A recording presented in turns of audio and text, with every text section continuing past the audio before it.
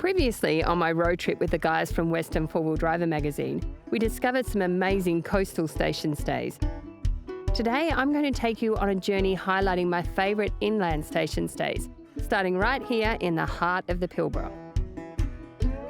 Around 400 kilometres west of Newman, Chile Plains Station is a Pilbara oasis between Karajini and Ningaloo. This place hosts visitors and gives them an insight into West Aussie station life. The owners wanted to show guests a real outdoor nature experience. Maurice, can you tell me a bit about Chile Plains? Well, it's a 500,000 acre cattle station. It's only about 20 years old in its own right. It was part of Wailu, which is a neighbouring station, but the owners chose to develop it in its own right, and it's been rather successful in that sense.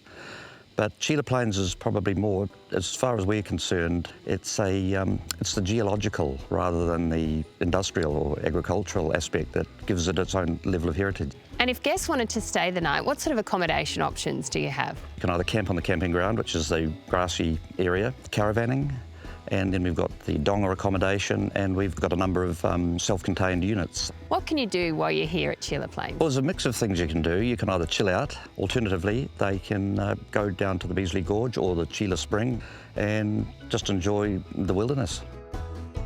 There's bird watching, there's swimming, there's camping, so there's a lot to do. The station sits on 188,000 hectares of land and is a must visit even if you're only passing through.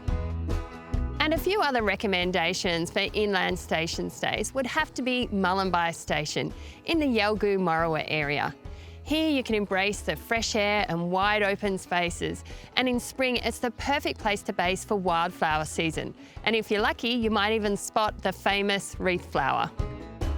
Another is Melangeta Station, which has a beautiful old homestead on it, designed by Monsignor Hawes. It's even got its own tiny little chapel. Owner Jo Clues is a famous campfire chef. She's written lots of books, and she also runs courses to teach people how to cook on campfires. And lastly, you must visit Gabriel Station. It's a 2-hour drive inland from Geraldton, and it's a real live working sheep station. Here you can come and camp as long as you want or stay in their rustic, cosy accommodation. You can even try your hand at horse riding or quad biking, or just sit back and relax and soak up the great West Aussie atmosphere. Make sure you book your very own station stay experience on your next trip through WA's outback and get some red dirt under your skin.